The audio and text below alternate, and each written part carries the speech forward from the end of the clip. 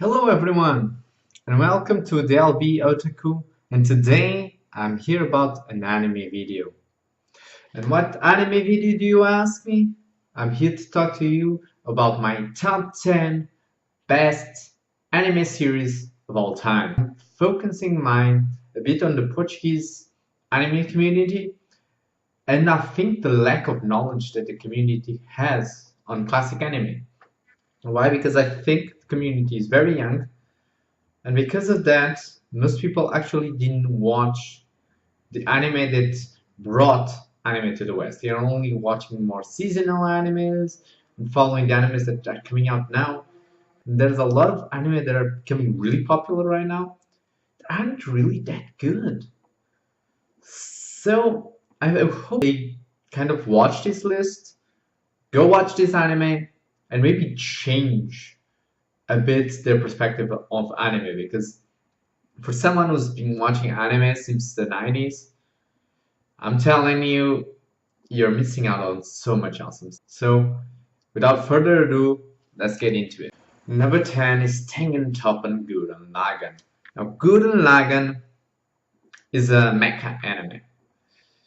And wow, mecha anime is not for everyone. But this is not any mecha anime. Probably you've heard of an anime called Kill la Kill. Kill la Kill is made by the same people that made Tengen Toppan Gurren Lagann. And the concepts are very similar. But Tengen Toppan and Gurren Lagann did it first and they did it better. While Kill la Kill is a kind of a parody of the magical girl style of anime, except completely over the top, Gurren Lagann is the same thing, but for mechas. Oh my god. When you have an anime that is so over the top that your final battle involves throwing galaxies around, now that's completely over the top. But it's funny, it has great action. But the best thing about Gurren Lagann, and something that I think is missing in so many animes today, is the character development. You know, your main character, Simon, goes from this little shy and scary cat kid to an amazing fighter for humanity. And you actually see him grow in a realistic way. And you see all the characters around him that are important for his growth. And you really get engaged on his story and on these characters. And I wanted to talk more, but I would go to spoiler territory, and I'm telling you, go watch Gurren Lagann because everybody should watch Gurren Lagann.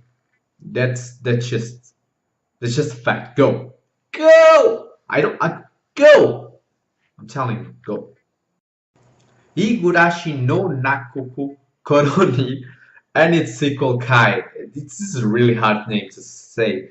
And one of the reasons I think, unfortunately, it didn't become as popular in the West as it should be, because it's the best horror anime ever made. The best, no contest. It's just the best. Go watch it, because this is horror anime done right.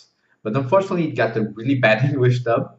It's dubbed like When They Cry in English, and the dub is really bad. So they didn't even dub the sequel.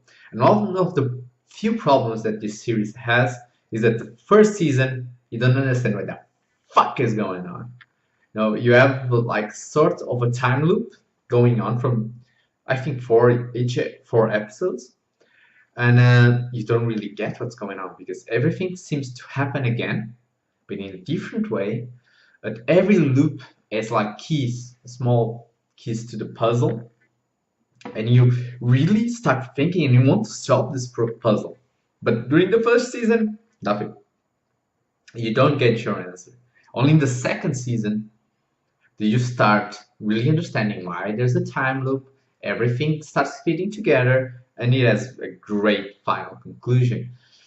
Another thing that you need to notice about Igarashi is that the animation style is very particular. So it can throw a bit people off because it's very fluffy, but it really works well with the gore and the craziness that starts happening. So if you like horror and you like anime, you should watch Igarashi no Nako Koroni and its sequel Kai.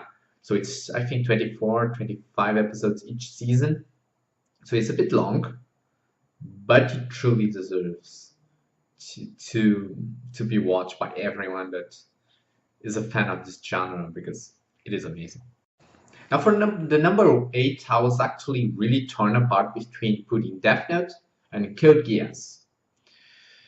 And I actually went with Code Geass for a couple of reasons. Unfortunately, I think Death Note kind of screws up a bit in some of the later parts of the series, but it could go either way because I think I could not put both of them in this, but I think Code Geass just overall as a much, I think, better ending, and I do like that it has a bit more action to it.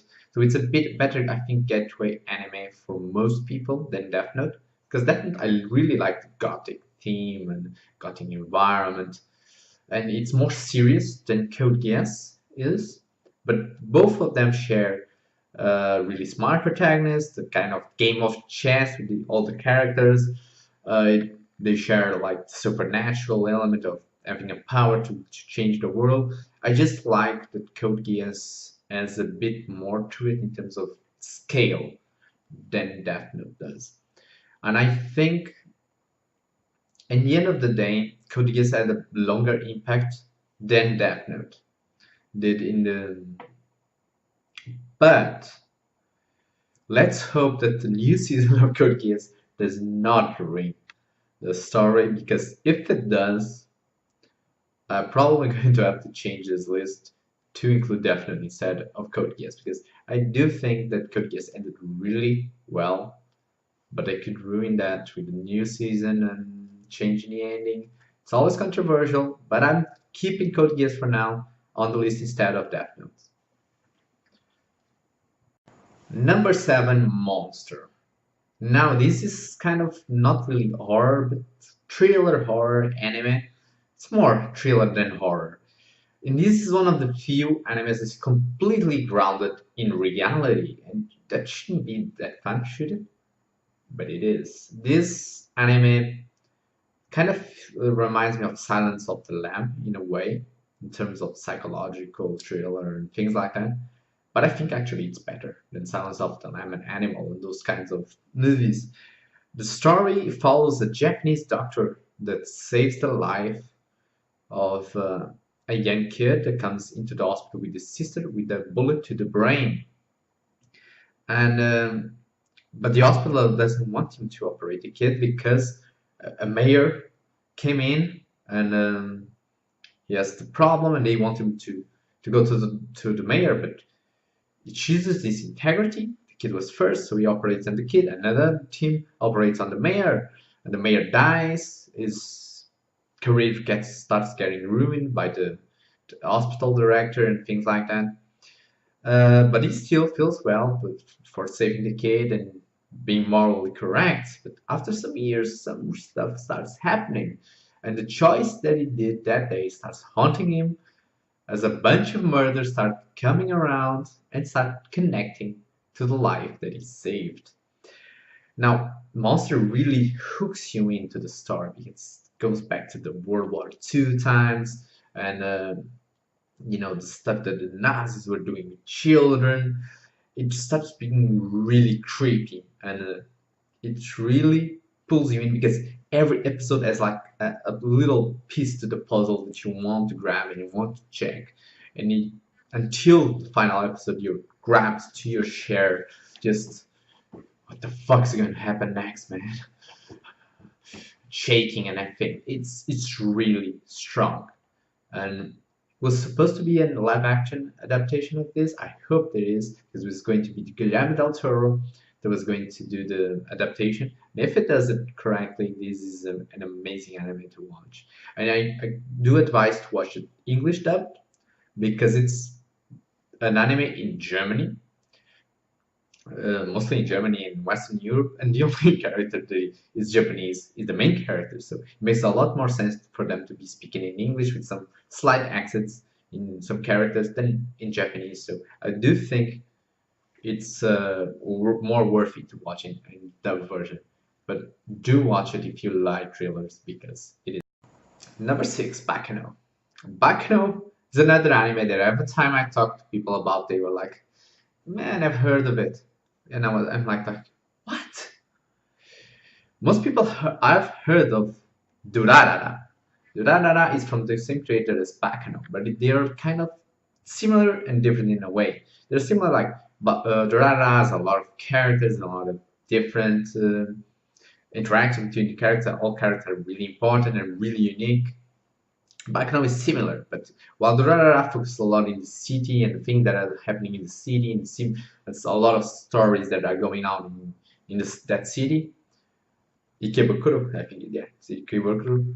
Bakano is a bit different. There are a lot of characters, a lot of really fun characters and unique characters, but there's 3 different stories going on between 16 episodes happening not at the same time. Actually, they're very turn apart in terms of time, and you're jumping from one to the other. And in the beginning, it's really hard to make sense of what story am I watching right now.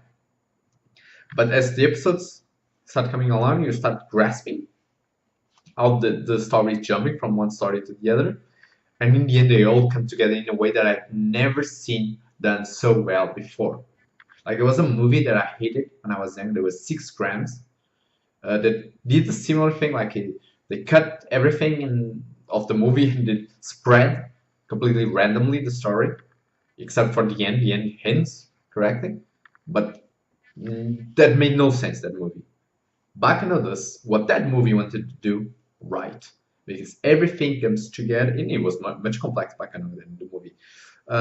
Comes together in a perfect way, completely understand all the stories connect perfectly, and it's really amazing. I think Bakano is probably one of the most consistent animes that I have ever watched. You have great characters, it's funny, it has great action, a great story.